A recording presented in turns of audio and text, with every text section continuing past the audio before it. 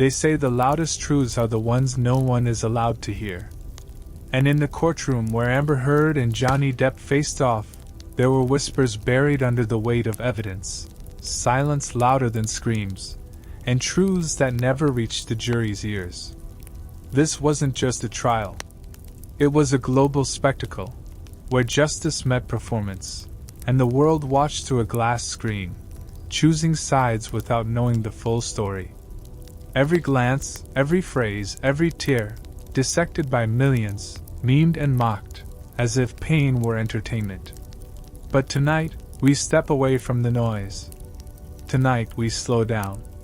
Because behind the headlines and the hashtags, behind the legal jargon and viral clips, there is a quieter story.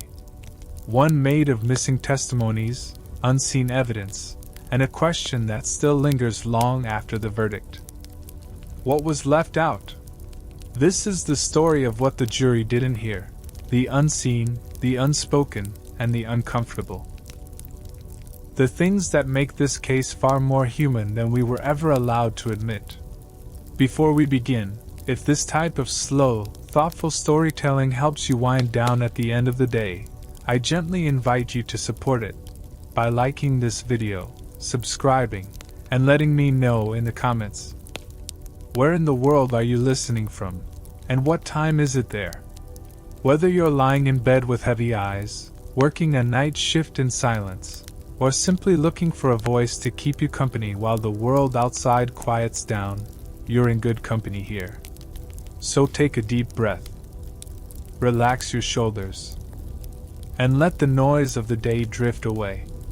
Because the story begins now. It all started with a glance. One of those looks that lasts just a second too long.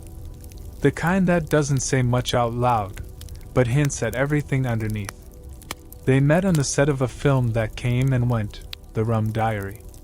He was already a legend, a man whose face had become synonymous with eccentric brilliance. And she was on the rise. Beautiful, articulate, with that rare kind of magnetism that doesn't ask for attention, it demands it.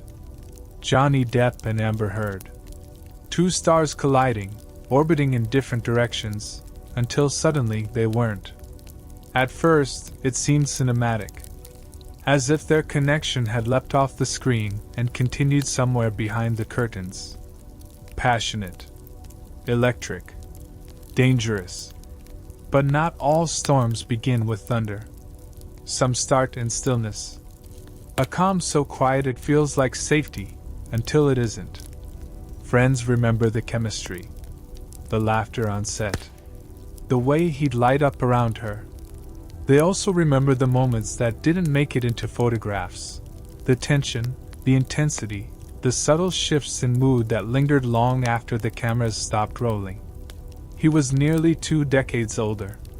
A man already carrying a lifetime of shadows, battles with substances, public heartbreaks, legal disputes. And she still defining herself in a world that devours young actresses, walking that fine line between ambition and survival. From the outside, they looked like a power couple. But something quiet began to stir beneath the surface. Something invisible. At first, they kept their connection private. Whispers began in Hollywood circles, but no confirmation came. Not yet. They would wait a few years before stepping fully into the public eye as a couple. But even in those early days, the foundation was being laid. Not with tenderness, but with tension. People close to them would later say the signs were there all along. The volatility. The emotional swings. The moments when love blurred into something harder to define, something obsessive, consuming. But when you're inside it, it's hard to see clearly. Especially when the person standing across from you is charming, magnetic, famous. Especially when you're in love with the idea of someone, more than the person themselves. And so, like many great tragedies, it began with a feeling that felt too good to question. What they didn't realize, what so many of us never do, is that the early stillness of a storm isn't peace. It's pressure. waiting to break. Fairy tales don't ask for an audience. But once they're spotted in the wild, especially in Hollywood, they rarely remain private for long. It began slowly, like fog rolling across a quiet street. A red carpet appearance here. A stolen glance there. Subtle gestures that, to most people, would seem innocent. But in the world of celebrity, nothing goes unnoticed. By 2012, whispers about Johnny Depp and Amber Heard began to intensify. At the time, Johnny had recently ended his 14-year relationship with French singer and actress Vanessa Paradis, a relationship that, by all accounts, had been private, grounded, and low in drama. They shared 2 children, a quiet life away from the relentless flash of the cameras. So when the news broke that Johnny was dating someone new, and not just anyone, but a young rising star, curiosity turned into obsession. The world was intrigued, and the tabloids, they were hungry. Amber, for her part, had been carving out her own path. Known for her sharp beauty and quick intellect, she'd already begun attracting attention from both the fashion world and the independent film scene. But stepping into his orbit changed everything. Overnight, she wasn't just Amber Heard, she was Johnny Depp's girlfriend. And with that title came something much heavier than fame. In January of 2014, the fairy tale was officially confirmed. Engagement rumors flooded the press, soon followed by a photograph of Amber wearing a large, vintage-style diamond ring. By February, it was no longer speculation. The headlines screamed it: Johnny Depp is engaged. And so the fairy tale began, loudly.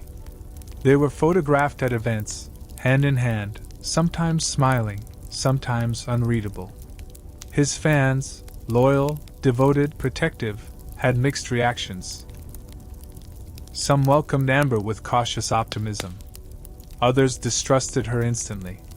She was too young, too beautiful, too new, too different. The press didn't help. Magazines labeled them the unexpected couple, often with a subtext of doubt. Was it real love? Was it a rebound? Was she chasing clout? The headlines were rarely kind and never neutral. Meanwhile, their public life continued to unfold. Luxurious vacations, elaborate gifts, extravagant parties, each new moment meticulously captured by the paparazzi and dissected by the public. But there was something off in the images. Something that didn't quite align with the fairy tale. Johnny, once the eccentric pirate of cinema, began to appear distant. Tired. Sometimes dazed.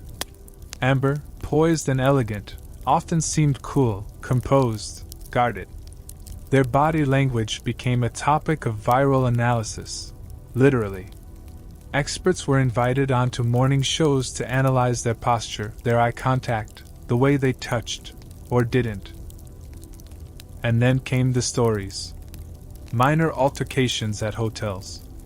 Whispers of arguments behind closed doors. Anonymous tips to gossip sites. Stories that would appear, then disappear, with just enough detail to stir doubt and speculation. Some dismissed them as tabloid noise. Others began to wonder if the beautiful couple was starting to crack. But here's the thing about public love stories in the age of endless content.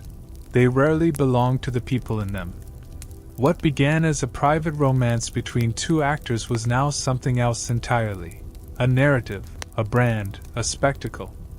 The public had adopted it, and with that came an invisible pressure neither of them could escape. To keep up appearances. To prove the skeptics wrong. To live a fairy tale on command, even if the castle was crumbling behind the scenes. By the time they married in February 2015, on a private island in the Bahamas, something had already shifted. The smiles were there, but they felt rehearsed. The sparkle dulled. And still, the cameras rolled. In the months that followed, Amber began appearing at more events alongside Johnny. They did interviews, posed for magazines, smiled on red carpets. But the warmth between them seemed to cool in plain sight. Some said they were just too different. He, a reclusive rock star type with decades of fame under his belt. She, a driven, modern woman fighting to be taken seriously beyond her looks. Others noticed something deeper. Johnny's demeanor, already quirky, began to seem erratic at times. Amber's tone, once bubbly, grew sharper, more guarded. There were rumors of tension, of jealousy, of control. Nothing was confirmed, but everything was felt. And in the background, the internet was watching. Social media, the modern courtroom of public opinion, began its slow burn. Fan accounts tracked every sighting. Reddit threads speculated on body language. Comment sections grew toxic. Every photo became a clue. Every smile, a potential lie. In truth, no one outside their walls really knew what was happening.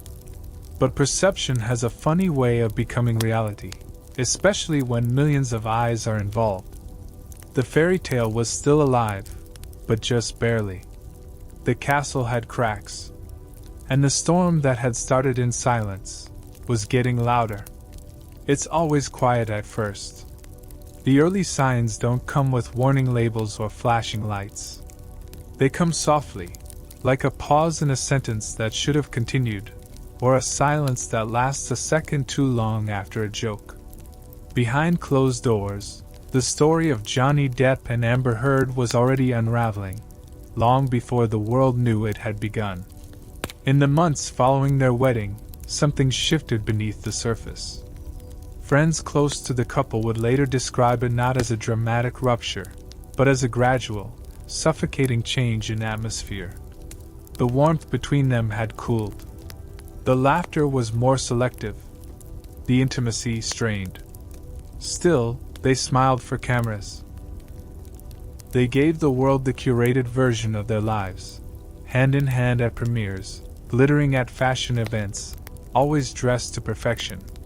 But what didn't make it into the frame, what no paparazzi could capture, was growing tension, suspicion, and emotional volatility. Some of the earliest signs came in the form of text messages. Private exchanges that would only come to light years later, in court, exposed through subpoenas and digital retrievals. In one message from 2013, before the marriage, Johnny apologized for what he described as the monster, a version of himself that emerged under the influence of alcohol and drugs. He spoke of shame, of regret, of wanting to be better. Amber responded with compassion. At least in writing. She said she believed in him, that she saw the man beneath the chaos, that she wouldn't give up. But love, even in its most forgiving form, is not always enough to heal wounds that never stopped bleeding. In another message, Johnny wrote of his demons with poetic despair. He referred to himself as a savage, and spoke of spiraling into a darkness that frightened even him. There were allusions to rage, to emotional outbursts, to a sense of self-loathing that hovered just beneath the surface. Amber, too, had her moments. In audio recordings that later leaked to the public, she could be heard admitting to initiating physical contact during arguments, slapping, pushing, moments of lost control. "I did start a physical fight," she said in one recording, her voice steady, unapologetic. "You didn't get punched. I was hitting you." It was messy, complicated, human. These weren't villains and heroes. These were two people trapped in a feedback loop of pain and passion, where the boundaries between love and harm, apology and manipulation, were constantly blurring. Then came the testimonies, years later, during legal proceedings. Security guards who had witnessed shouting matches. Assistants who received frantic texts. Housekeepers who walked into scenes of broken glass and overturned furniture. One security guard, in particular, testified to seeing Johnny with visible injuries, scratches, bruises, after alleged altercations. Another mentioned a time when Amber seemed visibly shaken, her voice trembling as she claimed to have been hurt. But even these accounts were contested. For every piece of testimony pointing in one direction, there was another pulling the opposite way. It was a courtroom built not only on evidence, but on emotion. And the truth, if such a thing could be found, lay buried somewhere in the contradictions. One of the most haunting early incidents came in 2015, during a trip to Australia. The details remain disputed to this day. Johnny claims Amber threw a glass bottle at him, resulting in a severe hand injury that nearly severed part of his finger. Amber, on the other hand, alleges that Johnny flew into a drug-fueled rage, destroying property, and subjecting her to terrifying verbal abuse. She claimed she feared for her life. Photos were taken. Medical reports were filed. And yet, even with all that, the full truth remains elusive. Both sides presented evidence. Both sides stood firm in their narratives. From the outside, it became clear that their relationship had long since passed the point of healthy. It was a pressure cooker. The kind of emotional environment where love doesn't grow, it erodes. There were accusations of infidelity, claims of jealousy, reports of possessiveness, and always, just beneath it all, the looming presence of substance abuse. Johnny had long struggled with alcohol and prescription medication. Amber, according to Depp's legal team, also indulged at times. They were combustible together, two people each carrying their own emotional fuel, and always one spark away from ignition. But here's what makes this chapter so quietly tragic. For a long time, no one on the outside truly knew. The Hollywood machine kept spinning. The media still published flattering spreads. Interviews were carefully managed. The image of the couple remained intact, even as the foundation underneath was crumbling. And so, like many relationships touched by pain, it continued longer than it should have. The apologies were repeated. The cycles renewed. And both, in their own way, held on to the hope that love, true love, might be enough to fix the damage. But behind the curtain, behind the closed doors, the storm was no longer quiet. It was building. And soon, the walls meant to keep it hidden would collapse. Sometimes silence is louder than any scream. And sometimes, it's recorded. In a story already blurred by contradiction, few moments felt more jarring, more intimate, than the leak of private audio recordings between Johnny Depp and Amber Heard. Conversations that were never meant to be public, never meant to be heard by millions of strangers late at night through earbuds and screens. But once they surfaced, they became a turning point. Not in court, but in the court of public opinion. These recordings weren't cleanly edited interviews or press-ready statements. They were raw, messy, unfiltered exchanges between two people unraveling in real time. The audio wasn't crisp or cinematic. It crackled, dipped, and stuttered under the weight of what was being said. And what was said changed everything. In one of the most widely circulated clips, Amber is heard acknowledging that she started physical fights. Her tone is steady, her words unguarded. "I'm sorry that I didn't hit you across the face in a proper slap, but I was hitting you. I was not punching you. Babe, you're not punched." She continues, "You're fine. I did not hurt you. I did not punch you. I hit you." The internet seized on these words. The lines became hashtags, soundbites, TikToks. But beneath the viral frenzy was something quieter and more complex, something deeply human. This wasn't a clear confession, nor was it a simple denial. It was something in between, a window into a relationship where communication had collapsed. where control and chaos fought for space, and where emotional warfare had replaced real dialogue. In another recording, Johnny can be heard pleading, exhausted, asking for peace. "If things get physical, we have to separate. We have to be apart from one another." He speaks with a kind of sorrow that doesn't sound like acting. It sounds like a man begging not to fall apart. But the tragedy isn't just what these recordings contained. It's what they couldn't fix. They didn't offer a clean narrative. They didn't solve the mystery. Instead, they revealed just how far gone the relationship already was. Anger, blame, desperation, resignation. You can hear all of it if you listen closely. And many did. Once the audio was leaked, reportedly by parties close to Depp, it spread like wildfire. Online communities dissected every second. Analysts offered emotional breakdowns. Podcasters hosted hour-long segments. Suddenly, everyone had an opinion, and almost no one remained neutral. For many, the recordings painted Johnny in a new light, not as the monster described in headlines, but as someone broken, battered, and begging to escape. For others, the recordings didn't exonerate either side.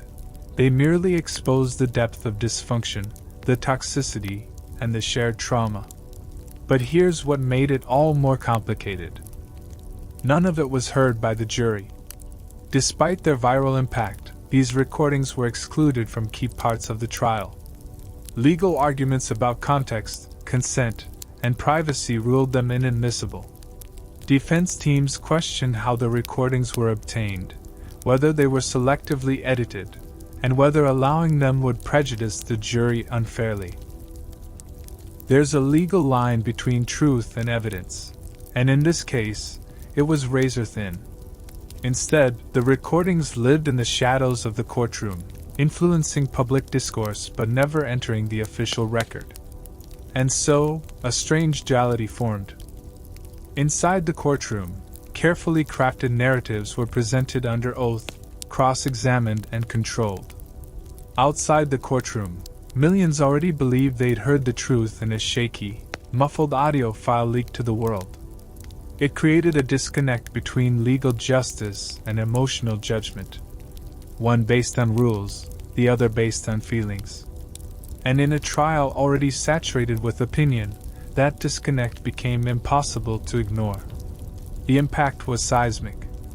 Public sympathy began to tilt. People who had once questioned Johnny's character began reconsidering. Amber's defenders found themselves increasingly on the defensive. The conversation about abuse, once focused narrowly on women, began to widen, painfully, to include men too. But even as narratives shifted, the underlying tragedy remained. This was not a victory for transparency. This was the unraveling of two lives played like a soundtrack on repeat.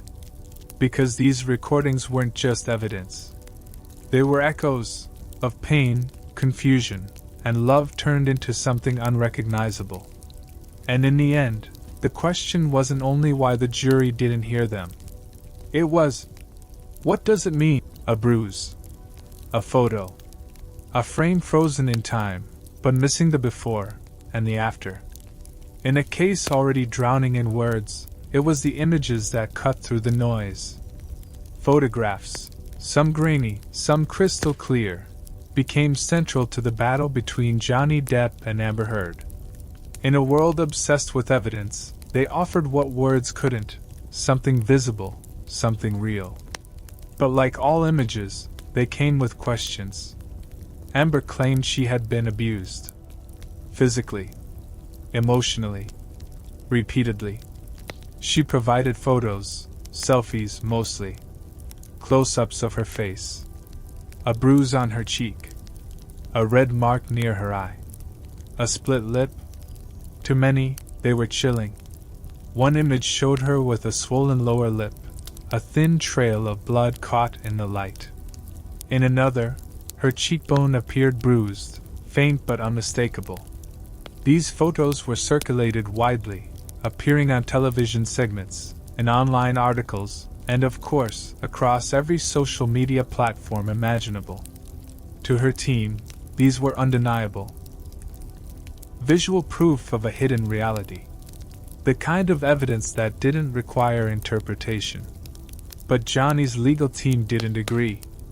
They pointed out inconsistencies, lighting differences, the absence of timestamps. They questioned the lack of medical records, no emergency room visits, no police reports, no hospital documentation. They argued that bruises that appeared in one photo were gone the next day in another. That a woman seriously injured would have needed more than a camera phone and some ice.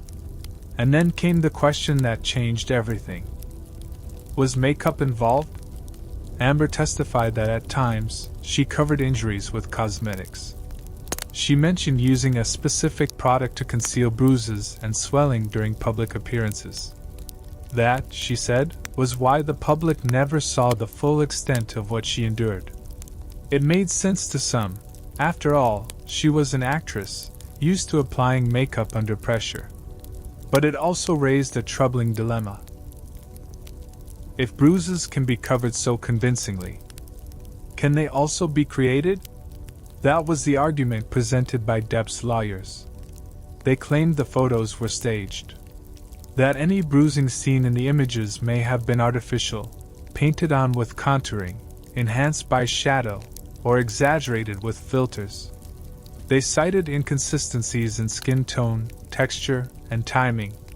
They even suggested that her team had intentionally released certain photos to coincide with media stories and legal filings, building a timeline that suited her narrative. And then there was surveillance footage. In some videos taken from elevators or building lobbies, Amber appeared with no visible injuries during times she had claimed to be bruised or battered. These clips became viral online, with armchair analysts pausing frame by frame, scanning every inch of her face, searching for signs of swelling, discoloration, or deception. It was a modern witch trial, not with fire, but with pixels. But the controversy didn't end with Amber's photos. Johnny, too, presented visual evidence.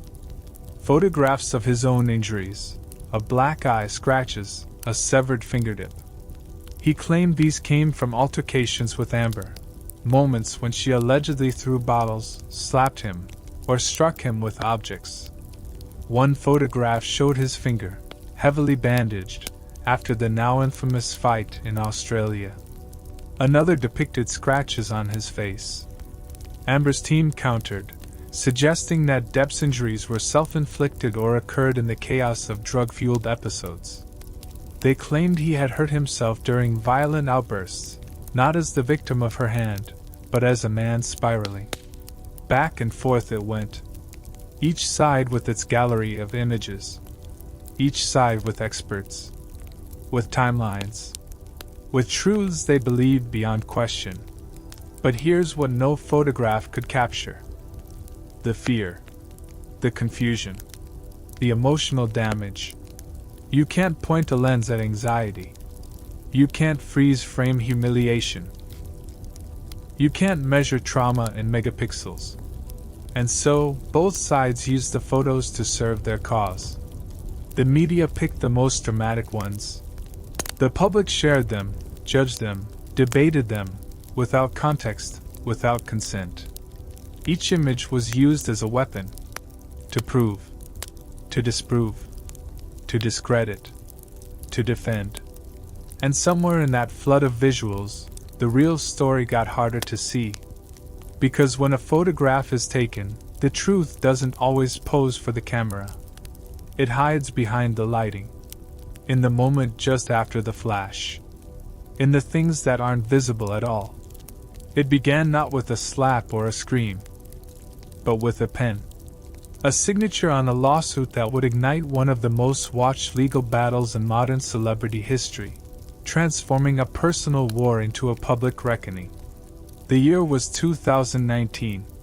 Johnny Depp, once one of the most bankable actors in Hollywood, had spent the past few years watching his career quietly unravel.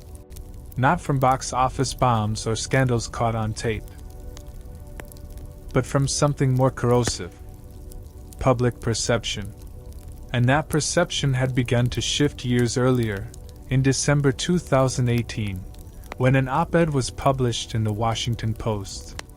Written by Amber Heard, it was a brief essay, just 775 words, but its impact would be seismic. In the piece, Amber identified herself as a public figure representing domestic abuse. She never mentioned Johnny by name, but she didn't have to. The subtext was clear, the timeline unmistakable, and the message, whether deliberate or not, was loud enough to echo across the industry. In the months following its publication, Johnny claimed his world changed. He lost the role of Captain Jack Sparrow in Disney's Pirates of the Caribbean franchise, a character he had made iconic. Studio doors began to close. Brand deals paused. His reputation, already bruised by years of tabloid chaos, now seemed toxic. He denied the allegations. Vehemently. Publicly. Painfully. And in March 2019, he filed a $50 million defamation lawsuit against Amber Heard. This wasn't just about clearing his name, it was about reclaiming it. In the court documents, Depp argued that the op-ed was not only false but strategically crafted to destroy his career. He accused Amber of orchestrating a hoax, of presenting herself as a victim while secretly being the aggressor in their relationship. The lawsuit alleged that her accusations were part of a calculated strategy to boost her public profile, just as Aquaman, her biggest career breakthrough, was gaining traction. But beneath the legal language was something more human. A man who felt betrayed, humiliated, erased. Amber responded with a countersuit. She stood by her account, accusing Depp of trying to silence her, to punish her for speaking out. She painted the lawsuit as a continuation of the alleged abuse, a form of legal intimidation, a chilling attempt to discourage other survivors from coming forward. And so the stage was set. This wasn't just a lawsuit. It was a cultural fault line. One that touched on #MeToo, on the credibility of survivors, on the pain of being believed, or not. Lawyers were hired. Files unsealed. Discovery began. Suddenly, years of private moments became public property. Text messages, audio recordings, photographs, medical notes, therapist reports. Nothing was off the table. And as the documents piled up, the public grew hungry. Legal experts began analyzing every move. Journalists latched on to every update.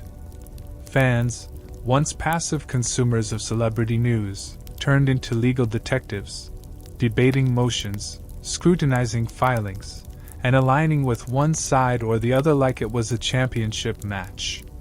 Depp's legal team argued that the op-ed had cost him everything: his career, his dignity, his future. Amber's team countered that the lawsuit itself was a continuation of abuse, a multi-million-dollar megaphone aimed at her credibility. The stakes were immense. Not just financially, but symbolically. Because this case wasn't only about two actors. It was about truth in the age of virality, about who gets believed, and about whether the court of law could compete with the court of public opinion. As the trial date loomed, the anticipation became unbearable.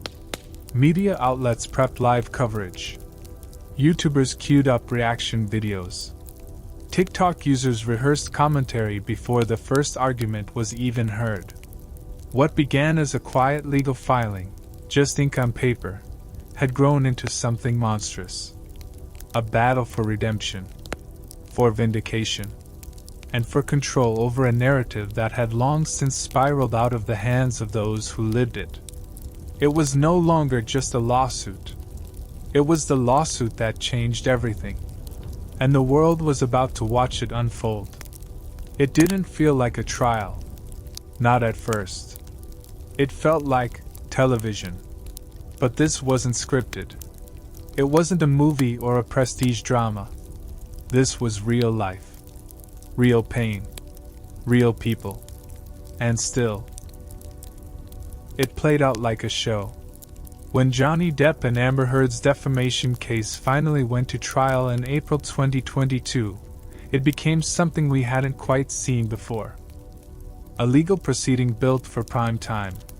The courtroom in Fairfax County, Virginia, was modest. Wood-paneled, quiet, respectful. But from the moment the cameras began to roll, it became something else entirely. A theater. A battleground. A content machine. The judge had approved limited media access, but what followed exceeded all expectations. Every day, the proceedings were streamed live.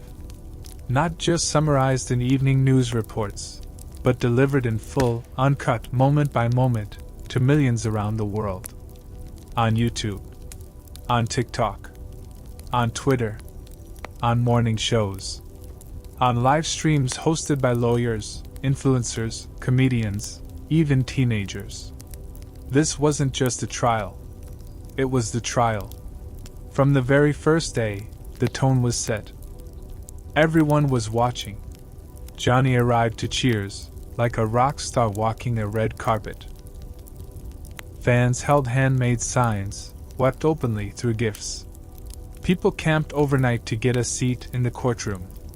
It was surreal. Not the solemn air of justice, but the electric buzz of celebrity worship. Amber's arrival was different. Colder. Quieter. She was met with scrutiny, whispers, doubt. Her every move, every glance, every tissue held to her face, was dissected with the intensity of a microscope. Even her outfits were analyzed by TikTok stylists. Her voice was imitated. Her tears questioned. The trial had started. And the world had already picked sides. Inside the courtroom, attorneys made their cases with careful precision. Depp's team framed him as the victim of a carefully orchestrated smear campaign. Amber's team painted Johnny as a man unraveling behind a charming facade. But outside those walls, a different trial raged on. Clips from the proceedings were edited, remixed, memified. Short videos of Johnny smirking or cracking a joke in court went viral. Entire accounts were dedicated to Depp versus Heard moments. Some channels gained millions of followers in weeks. It was unprecedented. Amber's testimony, raw and emotional, was turned into sound bites. Some were mocked. Others turned into parody. In a different context, this might have been viewed as cruelty. But here, it became content. Legal experts warned of the implications. When a trial becomes a meme, does it lose its seriousness? When millions are judging every expression with no legal training, are we really seeing justice? Or just a performance? There were genuine concerns. Was the jury influenced by the noise outside the courtroom? Could anyone truly remain impartial when the entire internet was screaming in one direction? The answer to that question remains unclear. Yes, jurors were instructed to avoid media, to stay off social platforms. But we live in a connected world. One where influence seeps through even the tiniest cracks. More than that, the public had made up its mind long before the verdict. To many, this was no longer about legal standards. It was about likability. Who was more relatable? Who seemed more sincere? Who made people laugh? Johnny Depp's charm, his calm, his wit, his slight smirks, won him not only sympathy but adoration. Amber's composure, her pain, her breakdowns, became fuel for skepticism. Every tear was scrutinized. Every stumble was a headline. And beneath it all, the original issue, the deeply serious topic of domestic abuse, was lost in the noise. The trial was supposed to determine whether an op-ed defamed a man.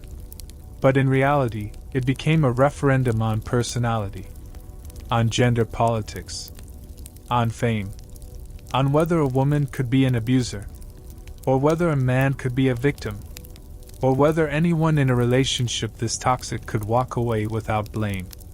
And so we're left with a troubling question. Was this trial ever truly fair? Can justice exist in a world where public opinion is shaped by edits, clips, likes, and comment sections? Can two people be judged honestly when their every word is broadcast to an audience trained to be entertained? Because justice isn't supposed to be theatrical. But this trial was a show. And like any good show, it had its heroes, its villains, its plot twists, its climaxes, its finale. And when the curtains finally closed, what was left behind wasn't just a verdict. It was a world that had watched something deeply personal and turned it into something deeply public. A public trial like no other. Courtrooms are places of truth, or so we hope. But truth is rarely a simple thing, especially when millions watch, and every word is weighed like gold or poison. During the Johnny Depp vs. Amber Heard trial, certain testimonies resonated deeply. Some brought empathy, others skepticism. Many left the courtroom and the public grappling with contradictions that refused to be neatly resolved. One of the most powerful moments came when Amber Heard took the stand. She spoke with a mix of vulnerability and defiance, a woman laying bare the scars she claimed to carry, both physical and emotional. She recounted incidents of alleged abuse, describing moments of fear, pain, and confusion. Her voice occasionally broke, but her resolve was clear. She wanted to be heard. "I was afraid," she said simply. "I didn't know when the next blow would come." The courtroom was silent. For a moment, the world seemed to hold its breath. But not everyone was convinced. Johnny Depp's legal team quickly moved to dismantle her testimony. They painted a picture of inconsistency, highlighting discrepancies in dates, timelines, and descriptions. They questioned her credibility by pointing to past statements, social media posts, and the very photos she presented as evidence. One particularly charged exchange was when a therapist's notes were read aloud, suggesting that Amber had admitted to being the aggressor at times. The defense pointed to audio recordings where she acknowledged hitting Johnny. This revelation rocked the courtroom, complicating the narrative.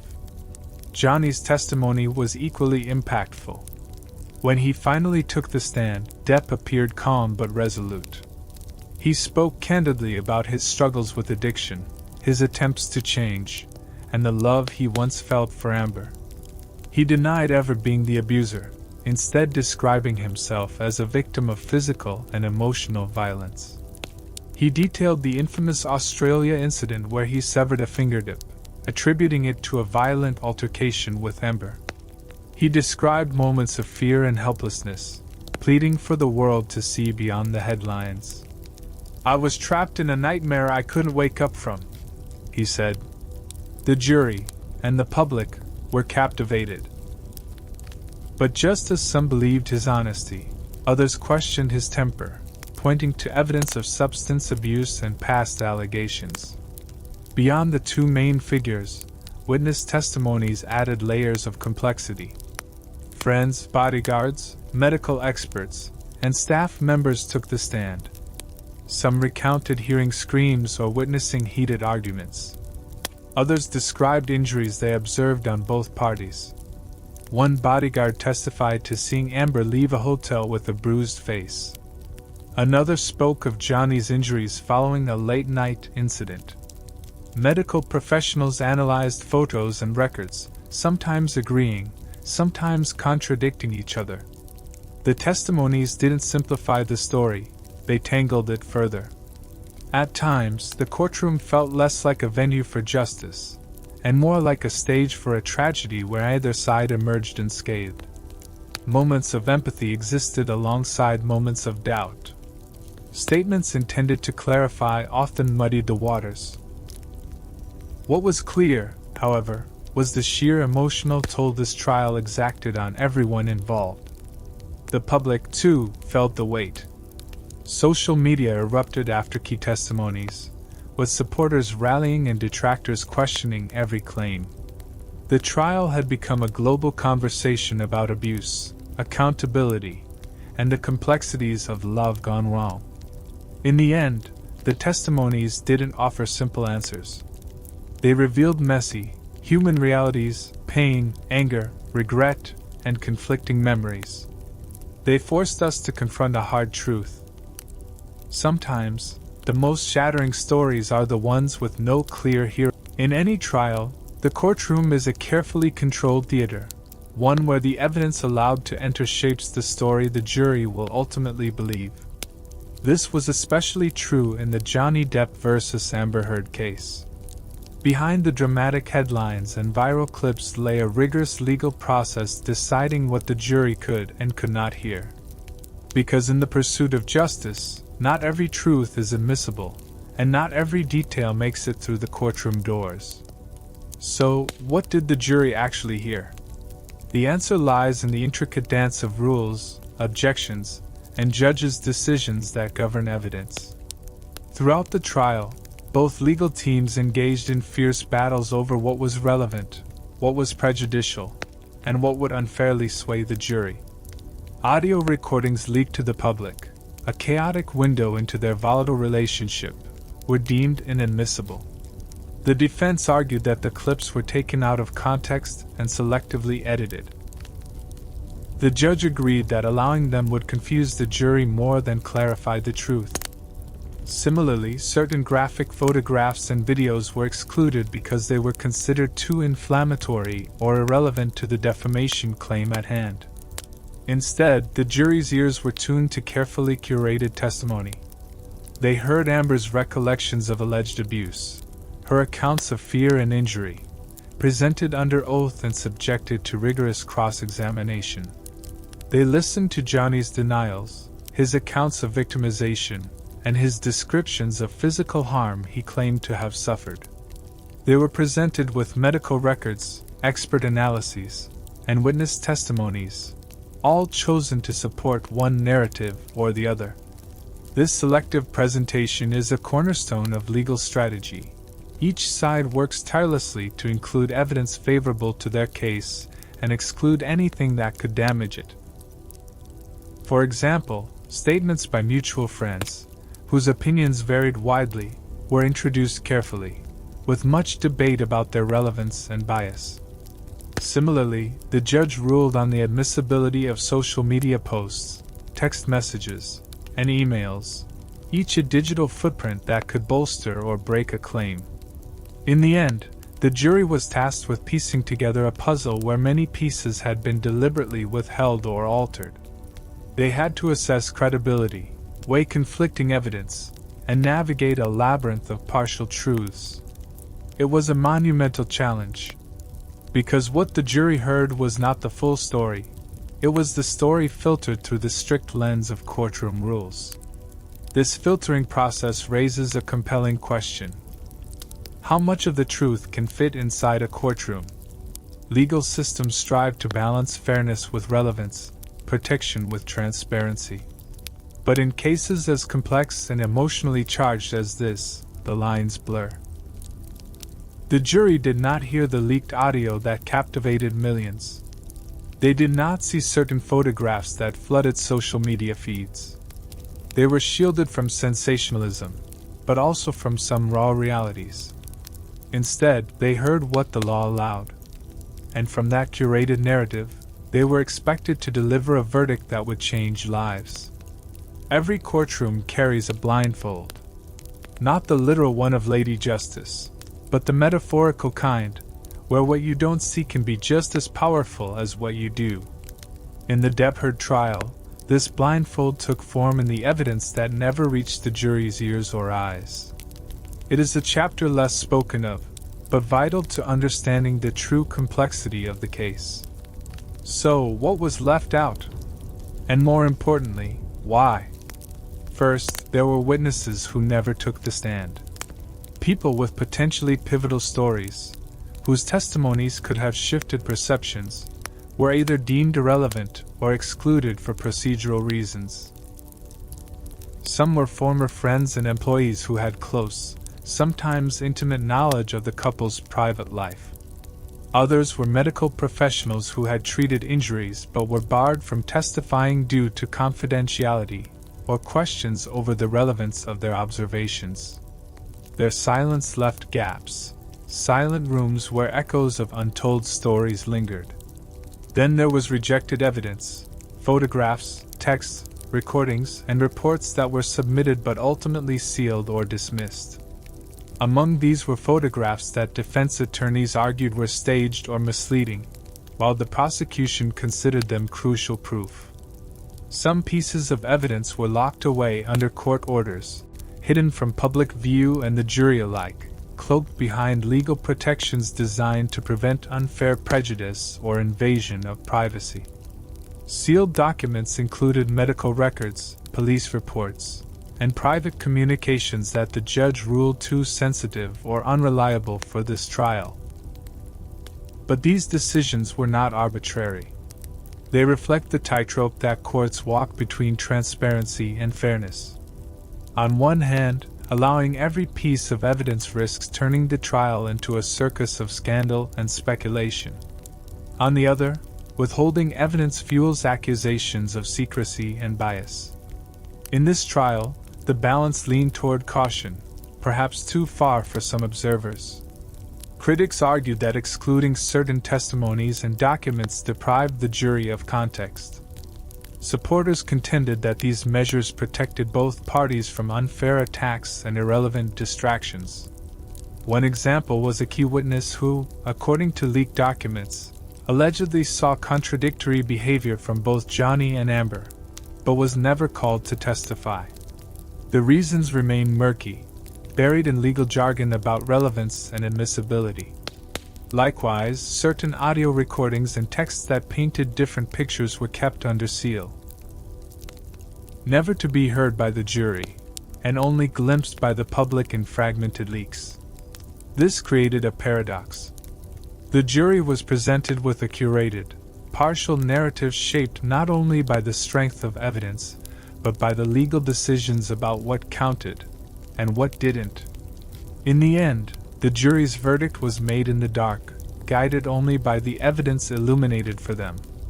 But outside the courtroom, the shadows remained, whispers of a fuller truth, tantalizing and unreachable. And for those watching from afar, it raised a profound question. In a case so tangled with emotion and complexity, what does justice look like when we only see part of the story? He said. She said. Two simple phrases that, in this case, carried the weight of a global spectacle. Two narratives locked in an unending struggle for truth and credibility. Two voices telling stories so different, it was almost impossible to reconcile them. At the heart of the Johnny Depp and Amber Heard trial lay this eternal dilemma, the age-old clash of conflicting testimonies. Each side presented a version of events that painted vastly different pictures, one of victimhood, the other of victimization. Both deeply personal, both in their own way plausible, and yet both impossible to fully accept without reservation. Let's take a closer look. Johnny Depp's narrative was one of love turned nightmare. He spoke of a relationship that began with passion but quickly descended into chaos and fear. A man battling addiction and personal demons, yes, but not a monster. Not an abuser. He described Amber as volatile, unpredictable, and at times violent. He claimed she was the aggressor in many of their conflicts, alleging that she threw bottles, struck him, and instigated fights that left him injured. To Depp, he was a man desperately trying to hold on to a love slipping through his fingers, caught in a cycle of abuse he never imagined would engulf his life. Amber Heard's story, however, was strikingly different. She portrayed herself as a survivor, someone who endured emotional and physical abuse at the hands of the man she once loved. Amber spoke of fear, isolation, and manipulation. She recounted incidents where she felt trapped, where Johnny's rage was terrifying and uncontrollable. Her testimony emphasized the lasting scars, both visible and invisible, that abuse leaves behind. She spoke of moments that made her question her own safety, moments when she fled with nothing but the clothes on her back. And yet, even within her account, contradictions emerged. Differences in timelines, variations in descriptions of events, inconsistencies in the severity of injuries. This, of course, is not uncommon in trauma narratives. Memory is fallible. Emotions cloud perception. But for a jury, and a public hungry for certainty, it complicated the story. The phrase, "he said, she said," risks oversimplifying a far more complex reality. Because beneath the surface are two people entangled in a toxic relationship, each carrying their own pain and perspective. Neither account existed in a vacuum. Both were shaped by personal history, by emotion, by the desperation to be believed. And both were weaponized, turned into arguments in a high-stakes courtroom drama.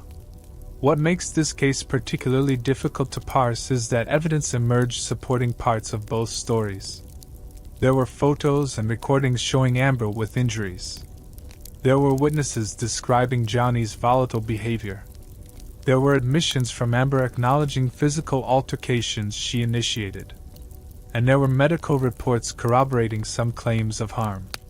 It became clear that the relationship was not simply abusive one way. It was a maelstrom of conflict, pain, and mutual destruction. This realization challenges society's traditional narratives about abuse and victimhood. It forces us to confront uncomfortable questions. Can abuse be mutual? Can both parties be victims? And if so, how do we seek justice without simplifying their reality into good versus evil? In the end, "he said, she said," is not just a phrase, it is a mirror reflecting the messy, often contradictory nature of human relationships. It's a reminder that truth is not always clear-cut. That stories are rarely black and white. That love, violence, pain, and hope can coexist in the most complicated of ways. And for those listening, it's an invitation to consider the story not just as a headline or a scandal, but as a deeply human drama with no easy answers. In the courtroom, facts and feelings collide. And nowhere is this collision more profound than when mental health enters the stage. The Johnny Depp vs. Amber Heard trial was not only a legal battle. It was a window into the complex and often misunderstood world of trauma, psychological diagnosis, and how mental health shapes testimony. Both sides called on experts, psychologists, psychiatrists, and trauma specialists to offer their professional perspectives. Their assessments were not just academic exercises.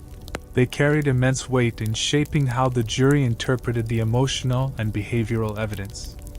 Amber Heard's defense team presented evaluations suggesting she was a survivor of intimate partner violence with symptoms consistent with post-traumatic stress disorder, PTSD. This diagnosis is characterized by hypervigilance, anxiety, flashbacks, and emotional numbing, symptoms that many victims of abuse endure. Her testimony often reflected this trauma, revealing a woman struggling to reconcile her public image with the private scars she claimed to bear. Her emotional breakdowns, moments of hesitation, and bursts of anger were contextualized through this lens. But the story didn't end there. Johnny Depp's legal team introduced counter-assessments that painted a more complicated picture.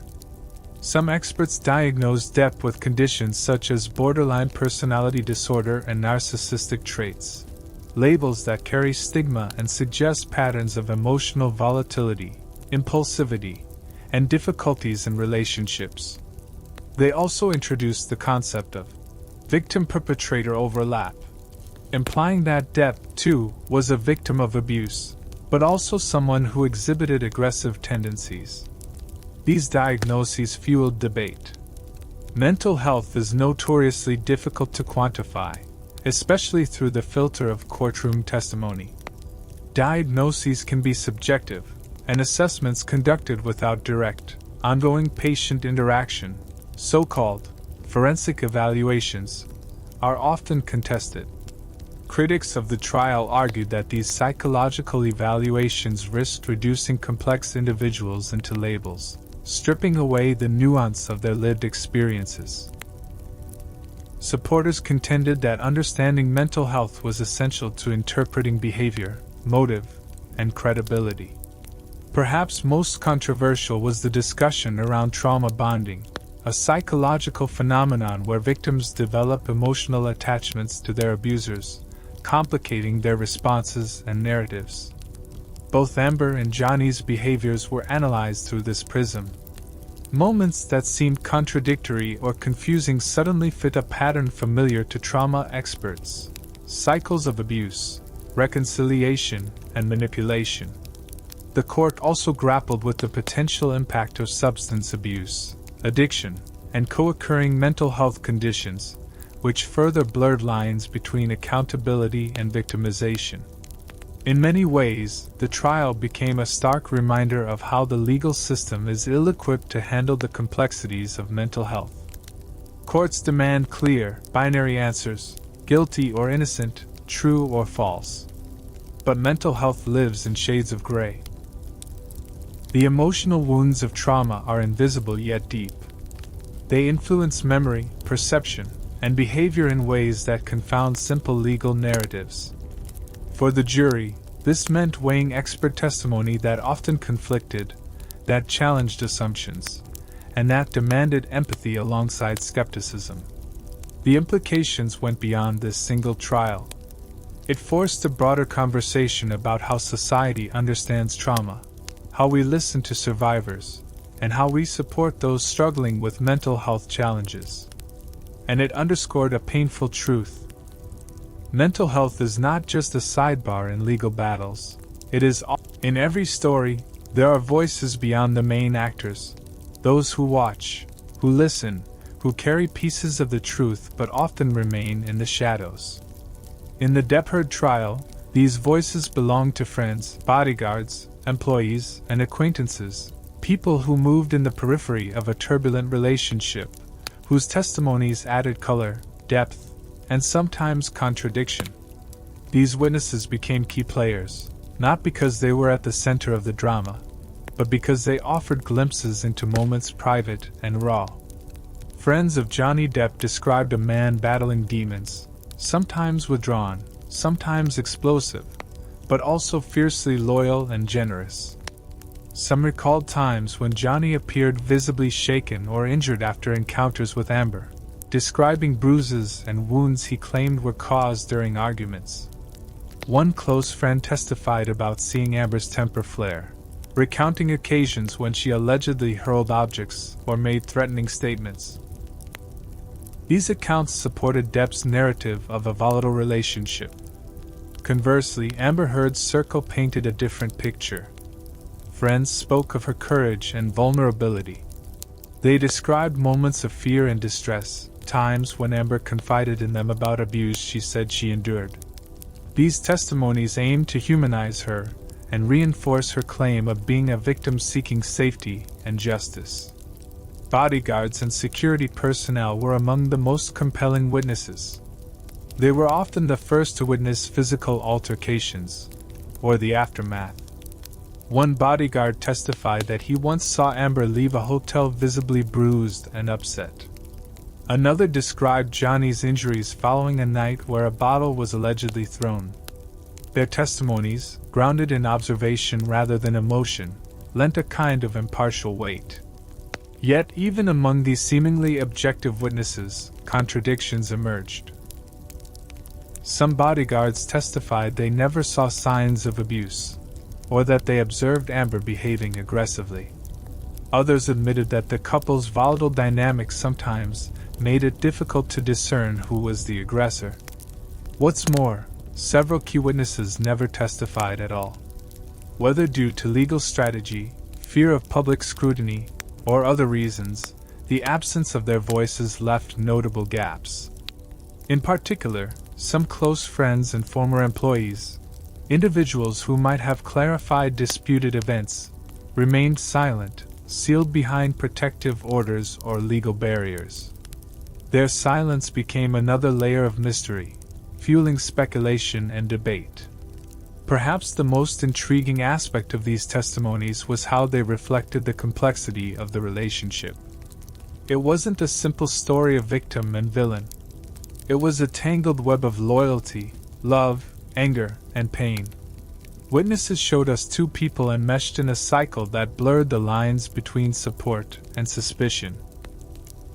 For the public watching, these outside voices provided nuance. They challenged the black and white narratives circulating online.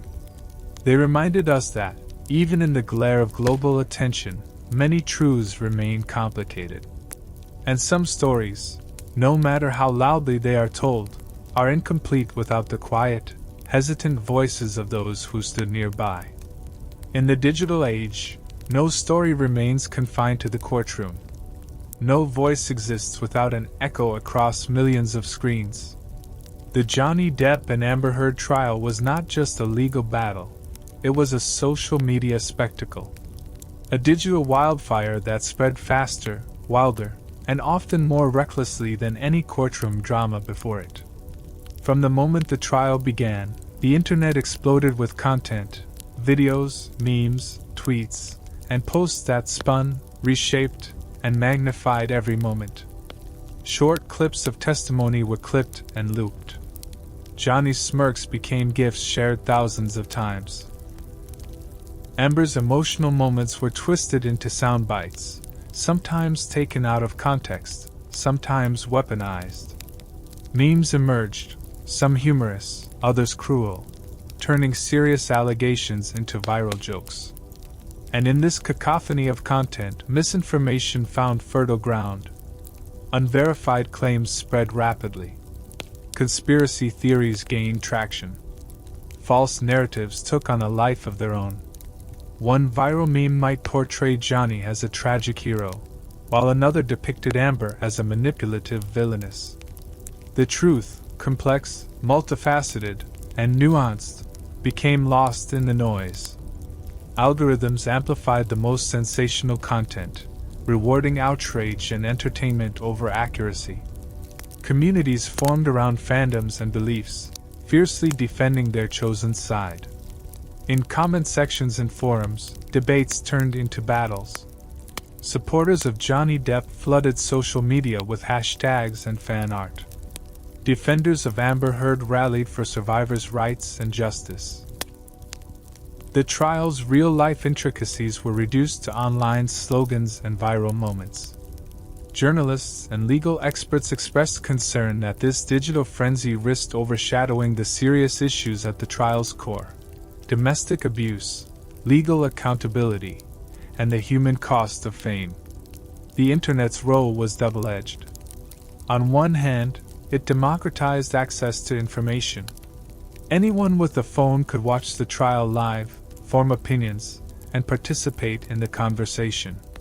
On the other, it blurred the lines between fact and fiction. In some cases, misinformation influenced public opinion more powerfully than the evidence presented in court. This phenomenon sparked questions about justice in the digital era. How do courts protect jurors from the deluge of online content? How do individuals discern truth amid a flood of misinformation? And what responsibility do platforms hold in moderating content during high-profile trials? For Johnny and Amber, this parallel internet trial added a layer of pressure and scrutiny beyond anything previous celebrity cases had faced. Their private lives, once shielded by secrecy, were dissected, mocked, and weaponized worldwide. And for the millions watching, it was a lesson, sometimes brutal, in how the internet can both illuminate and distort. In the end, the story of this trial is inseparable from the story of the internet's power to shape narratives. It is a cautionary tale of how memes and misinformation can build or break reputations faster than any court can rule. In the era of social media, trials no longer unfold solely behind courtroom walls. They spill into the digital realm, where moments are captured, edited, and shared at lightning speed, often with little regard for context. The Johnny Depp and Amber Heard trial became a prime example of this phenomenon, swiftly earning the nickname, the TikTok trial.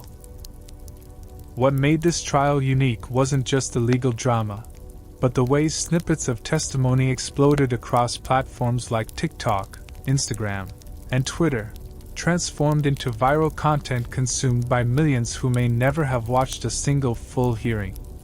Short clips, sometimes just a few seconds long, became cultural currency. Johnny's pauses, smirks, and certain carefully chosen phrases were looped endlessly. Amber's emotional expressions, her outbursts, or moments of hesitation were shared and dissected. But these clips rarely came with the necessary context. Nuance was lost. Complex stories were boiled down to punchlines. This fragmenting of truth created a parallel narrative, one driven by entertainment, bias, and virality rather than facts.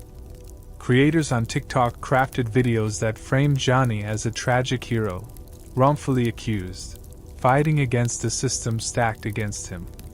Others painted Amber as a villainess, portraying her as manipulative and deceitful.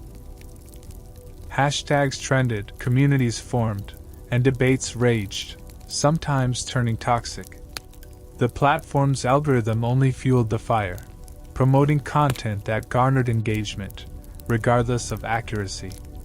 This viral explosion meant that the trial's outcome hinged not just on legal arguments, but on who controlled the story on social media. For many, the winner wasn't decided by a judge or jury, but by likes, shares, and comments. This shift raised profound questions. Was justice being served, or was this a modern trial by meme? Could a few seconds of edited video carry the weight of truth in a case filled with complexity? And how does public opinion shaped by social media influence real-world outcomes? For Johnny and Amber, the stakes extended beyond courtroom decisions. They were fighting battles in the court of public perception, where narratives could be won or lost in viral clips. The TikTok trial became a case study in the power and peril of digital storytelling. It showed how modern trials are no longer confined to legal spaces, but play out on feeds, timelines, and stories, where truth often competes with spectacle. As millions watched, shared, and judged, one thing became clear. In today's world, controlling the narrative can be as powerful as winning the verdict. In the glare of the spotlight, reputation is everything. For celebrities, it can be both their greatest asset and their most fragile possession. The Johnny Depp and Amber Heard trial was not only a personal and legal battle, it was a career-defining moment, with far-reaching consequences that rippled through Hollywood and beyond.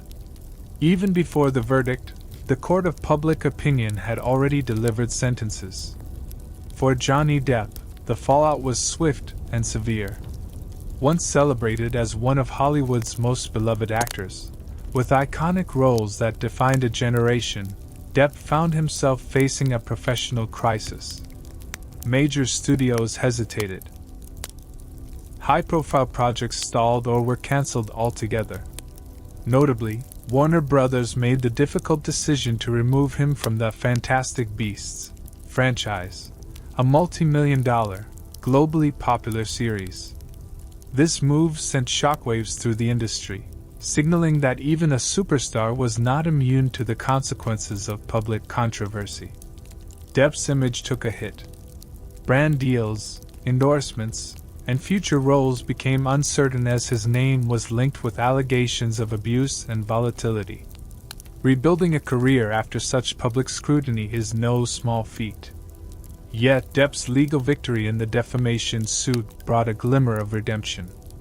Fans rallied, social media campaigns trended in his support, and conversations began about the damage done by premature judgments.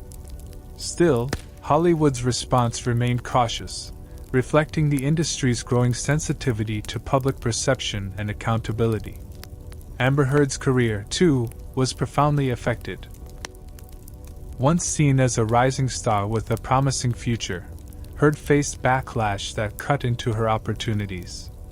She was dropped from major projects, including the Aquaman sequel, a high-profile blockbuster that could have cemented her status as a leading actress.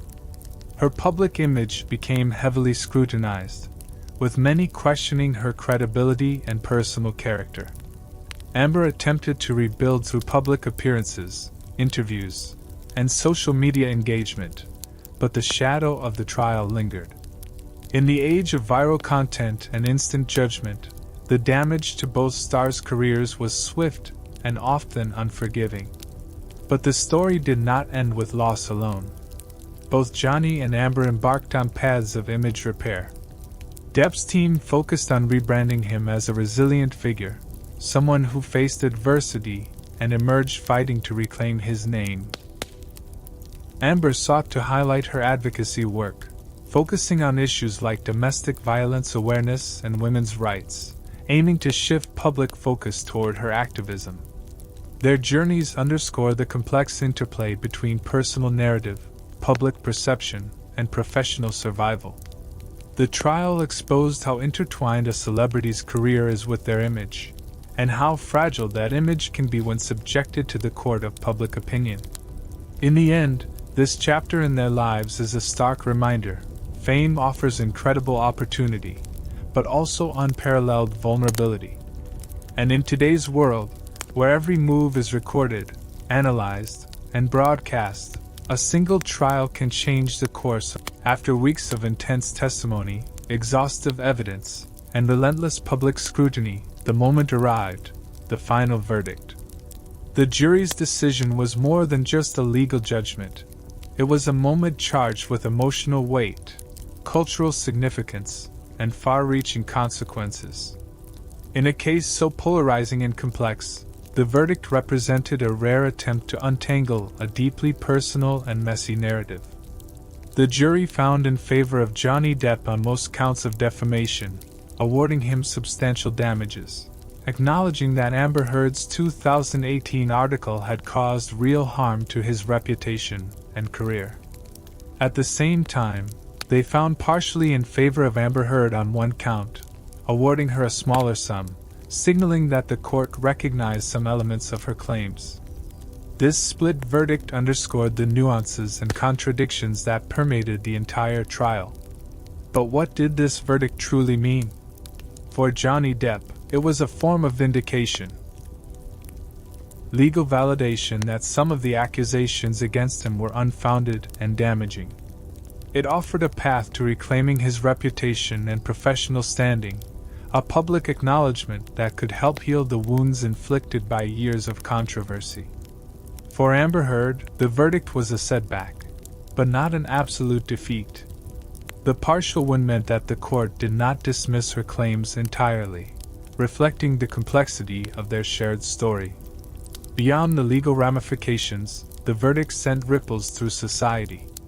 It sparked widespread debate about domestic abuse, victimhood, and the power dynamics in relationships, issues that resist simple answers.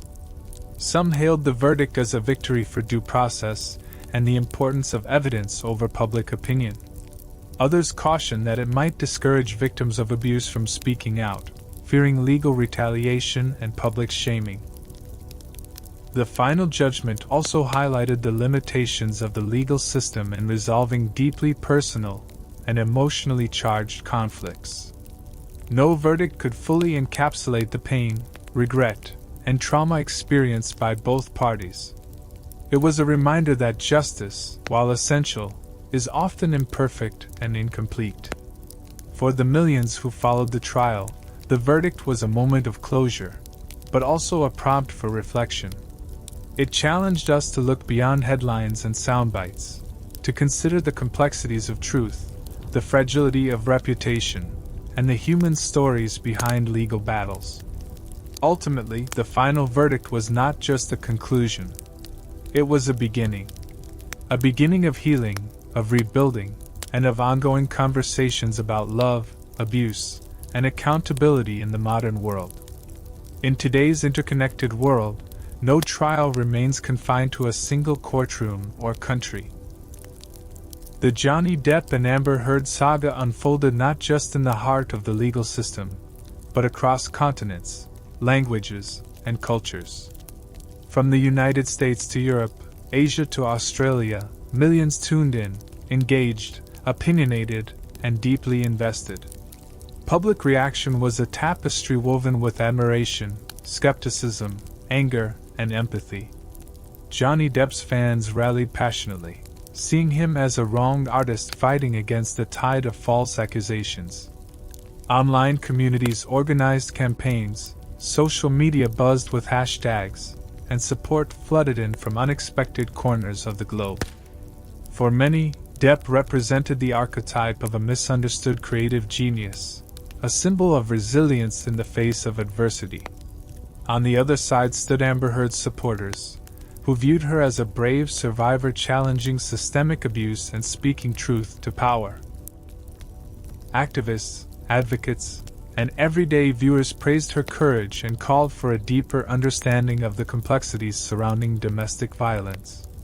This divide was not just about two individuals, it became a reflection of broader societal debates.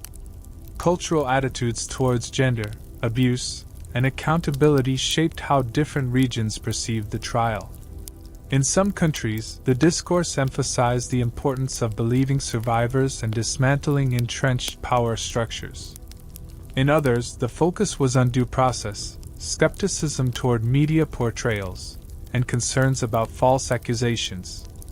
Language barriers and media framing also influenced interpretations. Some international outlets highlighted different aspects of the trial, emphasizing evidence, legal arguments, or personal stories in ways that colored public perception. Social media amplified these divides, creating echo chambers where opposing views rarely met but fiercely clashed. The emotional intensity of the debate was palpable. Conversations spilled over into workplaces, families, and friendships, sometimes fostering understanding, other times deepening rifts.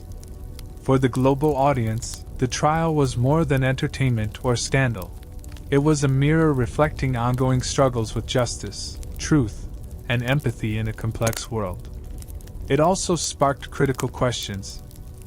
How do we balance belief and skepticism in allegations of abuse? How does culture influence our understanding of victimhood and culpability? And how can societies navigate polarized narratives without losing sight of humanity? The Depp Heard trial became a catalyst for dialogue, a moment when millions confronted uncomfortable realities and challenged their own biases. In the end, the global reaction underscored one undeniable truth. Stories like these do not belong to one person or one nation. They belong to all of us. They remind us that behind every headline is a human story. Messy, complicated, and deserving of thoughtful reflection. When the gavel finally fell and the courtroom emptied, the story was far from over. What followed were moments of revelation, interviews, public statements, and symbolic gestures that allowed Johnny Depp and Amber Heard to speak beyond the confines of legal arguments and verdicts. For Johnny Depp, the post-trial period became a platform for reclaiming his voice and reshaping his public image. In candid interviews, he expressed a mixture of relief, gratitude, and a deep sense of loss. Relief that the legal battle was over. Gratitude toward his loyal fans who stood by him through the storm. And sorrow for the toll the trial took, not only on his career but on his personal life and relationships. Depp's tone was measured but heartfelt, reflecting a man weary yet determined to move forward. He spoke of lessons learned, the importance of truth, and his hope to return to the craft he loves without the shadow of controversy. Symbolically, Depp's appearances post-trial often featured subtle nods to resilience, whether it was the choice of attire, his demeanor, or the settings of his interviews, signaling a man quietly rebuilding. Amber Heard, too, used post-trial interviews as a space to tell her side, to express her own pain, and to defend her actions and words. She emphasized her continued commitment to advocacy against domestic abuse and spoke about the personal cost of the trial. Heard's reflections were tinged with a mix of defiance and vulnerability, painting a portrait of someone grappling with public judgment while striving to maintain her identity and purpose.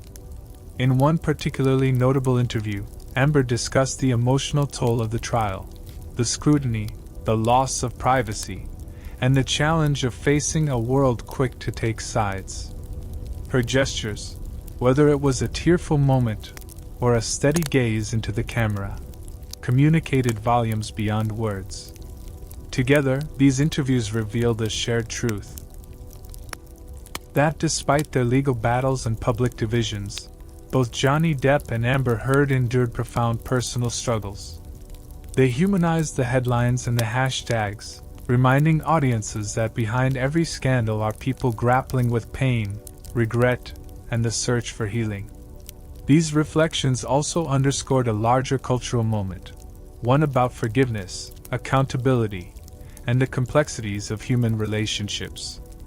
For the millions who followed the trial, these post-trial moments offered a chance to pause, listen, and perhaps understand more deeply the nuances that the courtroom could never fully capture. In the quiet aftermath, beyond the flashing cameras and viral clips, the story continued, soft, raw, and profoundly human. The courtroom doors may have closed, the verdict delivered, but some battles linger beyond legal judgments. What the trial could not solve are the emotional scars, the cultural ripples, and the enduring mysteries that continue to haunt this story. At its core, the Depp Heard trial was not just about facts and evidence, it was about human pain. Pain that doesn't fit neatly into exhibits or testimonies. Pain that defies quick resolution or simple categorization. Both Johnny Depp and Amber Heard emerged from the trial marked, not just by legal outcomes, but by emotional wounds that no jury could heal. Behind the public personas and headlines lie stories of trauma, regret, and fractured lives. The emotional fallout is real and ongoing. Families divided, friendships tested, and a world forced to reckon with the complexities of abuse, love, and accountability. Beyond the individuals involved, the trial has left a deep cultural imprint. It forced society to confront uncomfortable questions about domestic violence, gender dynamics, and the power of celebrity in shaping narratives. It challenged long-held beliefs and sparked debates that transcended borders, race, and class. Yet, despite exhaustive testimony and evidence, many questions remain unanswered. What truly happened behind closed doors? How do we balance belief in survivors with due process? Can justice ever fully capture the tangled realities of human relationships? The trial highlighted the limitations of the legal system when faced with deeply personal and psychological conflicts. Courts operate on rules, procedures, and evidence, but human emotion, memory, and trauma do not always fit within those boundaries. This gap leaves space for doubt, speculation, and sometimes injustice. For the public watching from afar, it's a reminder that truth is often elusive. That stories are multifaceted, and people are not simply heroes or villains. It calls for empathy, recognizing that behind every accusation and defense is a human being struggling with pain and complexity.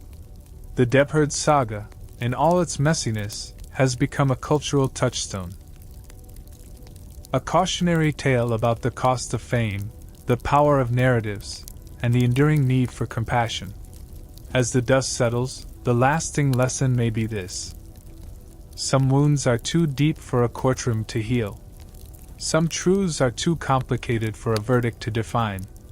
And some stories, no matter how loudly they are told, are still waiting for understanding.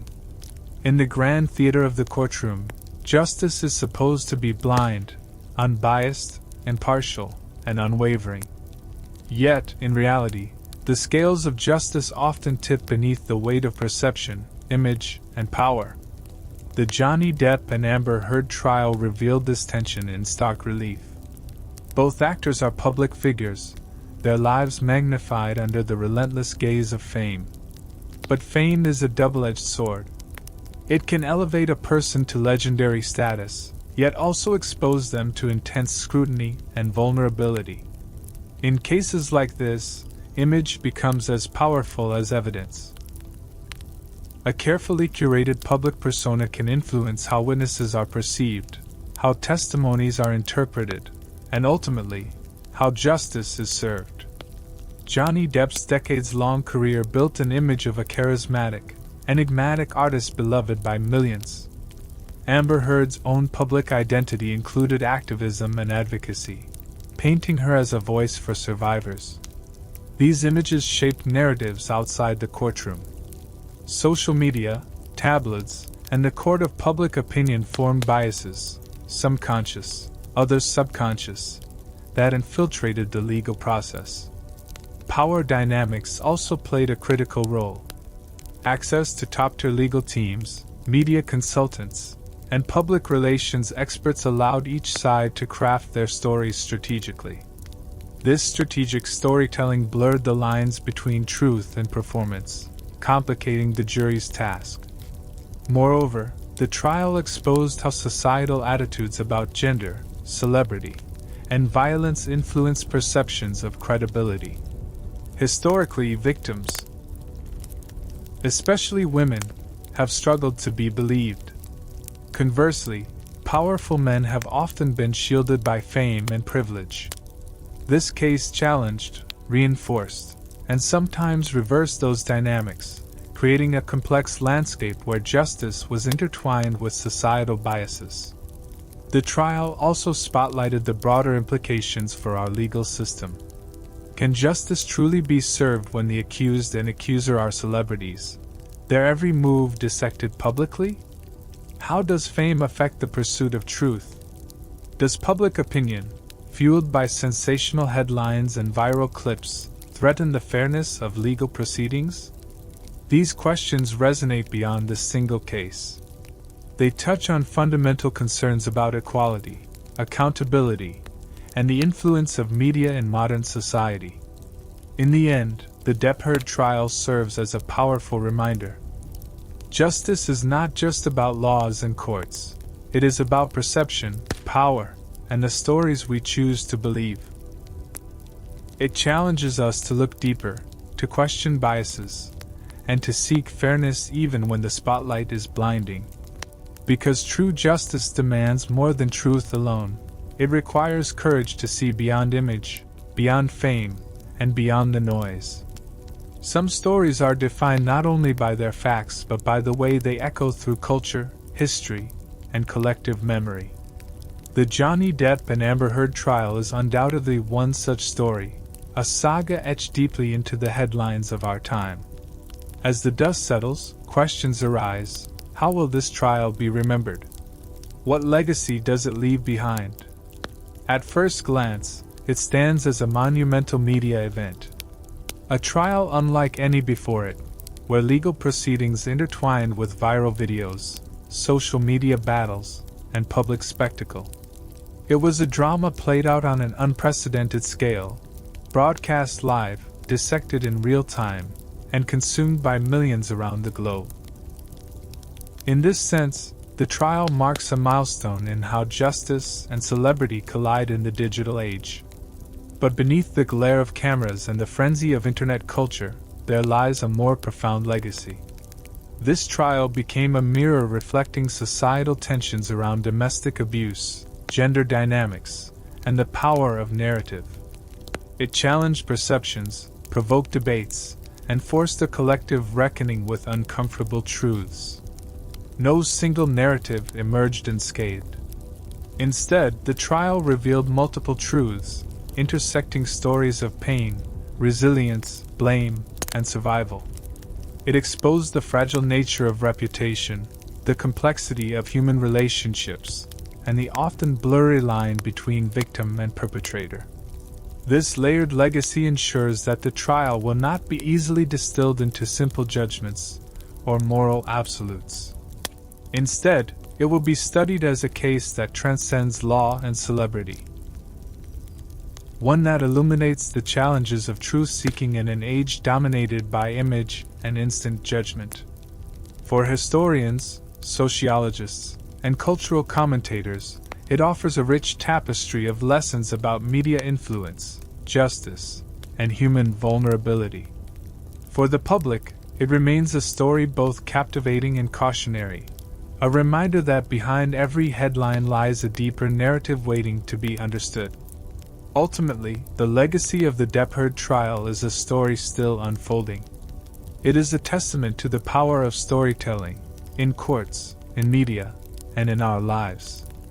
A legacy written not just in headlines, but in the hearts and minds of all who bore witness. As we close this chapter on a story that captivated the world, it's clear that beneath the headlines lies a complex tapestry of truth, pain, and humanity. This tale reminds us how fragile reputation can be, how powerful perception is, and how justice often dances with ambiguity. Thank you for joining me on this journey into the depths of a trial that echoed far beyond the courtroom walls. Your time and attention are truly appreciated. Wherever you are in the world, whatever hour you find yourself listening, may this story bring you insight, and perhaps a moment of quiet reflection. Good night.